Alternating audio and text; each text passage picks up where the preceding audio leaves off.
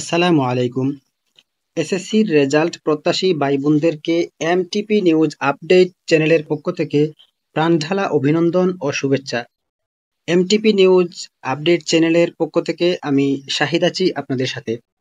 তার আগে ছোট্ট একটি রিকোয়েস্ট আপনাদের কাছে, যদি এই চ্যানেলে আপনি নতুন হয়ে থাকেন তাহলে অবশ্যই চ্যানেলটি সাবস্ক্রাইব করে নেবেন এবং পাশে থাকা বেল আইকনটি অন করে রাখবেন। ধন্যবাদ। তো এখানে আপনারা তিনটি জিনিস দেখতে পাচ্ছেন, ক্রমিক নাম্বার অনুযায়ী দেওয়া আছে। একটা হচ্ছে ওয়েব বেজ রেজাল্ট, 2 নাম্বার হচ্ছে এডুকেশন বোর্ড রেজাল্ট এবং 3 নাম্বার হচ্ছে আপনার এসএমএস এর মাধ্যমে কিভাবে রেজাল্ট দেখবেন। তো আমি মনে করি যে এখানে 1 নাম্বার দেওয়া আছে যেটি, এটি দিয়েই আপনি প্রায় 100%ই সবার আগে এই ওয়েবসাইট থেকে আপনি রেজাল্টটি দেখতে পারবেন। তো আমি প্রথমে একটি ব্রাউজার ওপেন করব। আপনি ক্রোম ব্রাউজার বা যে কোনো গুগল ফায়ারফক্স ব্রাউজার, যে কোনো একটি ব্রাউজার ওপেন করবেন। ওপেন করার পরে এখানে লিখবেন ওয়েব বেজ রেজাল্ট। লিখার পরে সার্চে ক্লিক করবেন। সার্চে ক্লিক করার পরে দেখেন এখানে অনেকগুলো ওয়েবসাইট আসছে। তো এই ওয়েবসাইট থেকে এটা হয়তো আমার এই মোবাইলে আপনার প্রথমে দেখাচ্ছে, আপনারটাতে হয়তো নিচে দেখাতে পারে, ওটা সমস্যা না। বা আমি এই লিঙ্কগুলো আপনাদেরকে ডেসক্রিপশনে দিয়ে দিব, আপনারা ডেসক্রিপশন থেকে লিঙ্কে ক্লিক করে সরাসরি মার্কশিট বা রেজাল্টটি আপনি দেখতে পারবেন। তো এখান থেকে হচ্ছে এই যে প্রথমে যেটা eboardresults.com, এটাই হচ্ছে ওয়েব বেজ রেজাল্ট। আপনি এটাতে ক্লিক করবেন। ক্লিক করার পরে হচ্ছে এই ইন্টারফেসটি আসবে। আসার পরে আপনি এখান থেকে নেম অফ দ্য এক্সামিনেশন এখানে ক্লিক করবেন। ক্লিক করার পরে এখান থেকে আপনি যেহেতু এসএসসি বা দাখিল অথবা ইকুইভ্যালেন্ট মানে সমতুল্য যেটা, এটা দেখবেন, তাহলে এখান থেকে আপনি এসএসসি এটা সিলেক্ট করবেন। সিলেক্ট করার পরে হচ্ছে ইয়ার অফ এক্সামিনেশন এখানে ক্লিক করবেন। ক্লিক করার পরে হচ্ছে এটা যেহেতু আপনার পাসিং ইয়ার হচ্ছে 2025, তাইলে আপনি 2025টি সিলেক্ট করবেন। সিলেক্ট করার পরে নেম অফ বোর্ড এটাতে ক্লিক করবেন। ক্লিক করার পরে হচ্ছে আপনি যে বোর্ড থেকে পাস করেছেন মানে পড়ছেন, এসএসসি দিয়েছেন, পরীক্ষা দিয়েছেন, ওই বোর্ডের নাম দিবেন। এই বোর্ডটি হতে পারে আপনার, আপনি যদি বরিশাল থেকে পড়েন তাহলে বরিশাল, চট্টগ্রাম থেকে চট্টগ্রাম, এভাবে আপনি দিবেন। তারপর হচ্ছে এখানে ভিন্ন একটি হচ্ছে আপনার টেকনিক্যাল আর মাদ্রাসা। আপনি যদি মাদ্রাসা থেকে পড়ে থাকেন, আলিয়া মাদ্রাসা যেগুলো আছে সাধারণত, ওই মাদ্রাসা থেকে যদি আপনি, এটা না হচ্ছে মাদ্রাসা বোর্ড, আর সবগুলো হচ্ছে আপনার জেনারেল এডুকেশন, কিন্তু ওগুলোর আলাদা আলাদা বোর্ড আছে। তো এখান থেকে আপনি যদি মাদ্রাসা হন তাহলে মাদ্রাসা সিলেক্ট করবেন।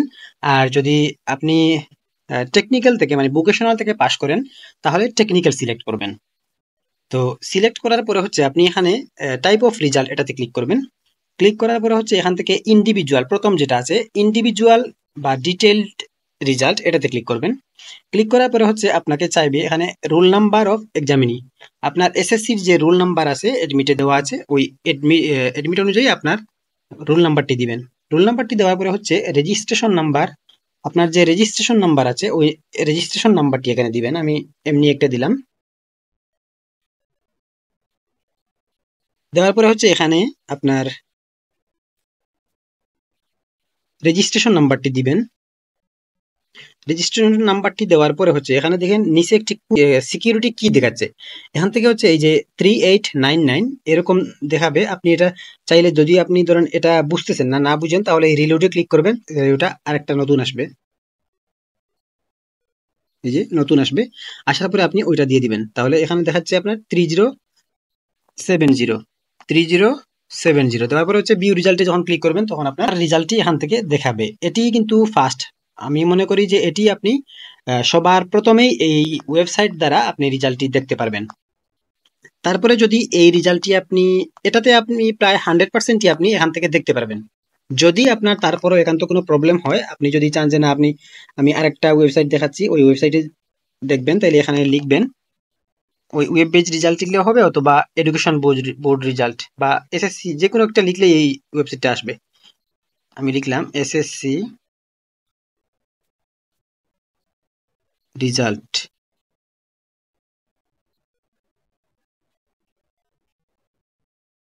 লিখার পরে দেখেন এই যে 2 নাম্বারটা এডুকেশন বোর্ড রেজাল্ট, এটাতে ক্লিক করবেন। ক্লিক করার পরে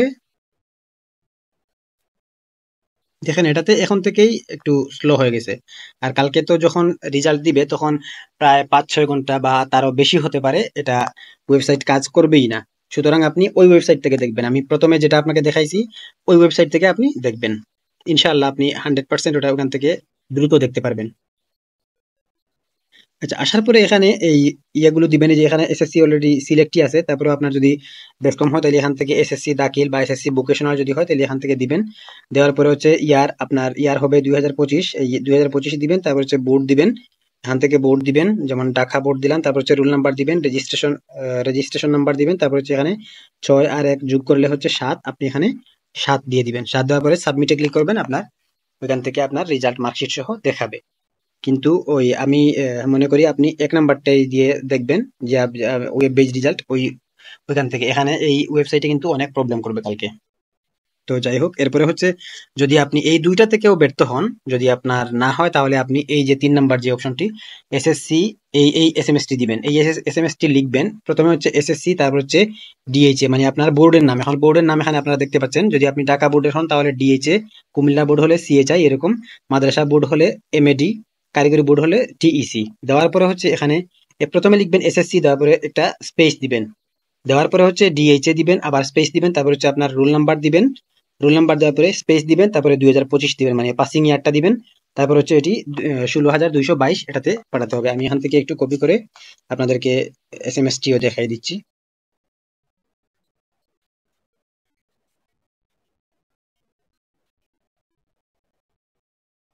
আসলাম, আসার পরে এই যে এখানে ক্লিক করার মেসেজে এখানে লিখলাম, যেহেতু আমাকে বলছে এটা পাঠাতে হবে 16222 এই নাম্বারে, টাইপ করে দিচ্ছি। প্রথমে হচ্ছে এসএসসি, সবগুলো বড় হাতের দিতে হবে, মানে ক্যাপিটাল এসএসসি, তারপর হচ্ছে স্পেস, তারপর হচ্ছে আবার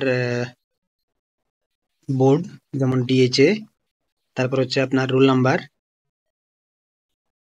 তারপর হচ্ছে আপনার পাসিং ইয়ার 2025 দেওয়ার পরে এই যে এসএমএস এর সেন্ডে ক্লিক করবেন।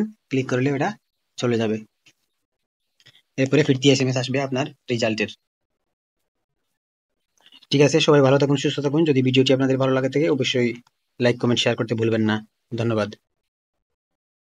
এরপরেও যদি আপনাদের কোনো প্রবলেম হয় তাহলে অবশ্যই কমেন্ট করে জানাবেন, আমি যত দ্রুত সম্ভব আপনাদের সমস্যা সমাধানের চেষ্টা করবো ইনশাআল্লাহ।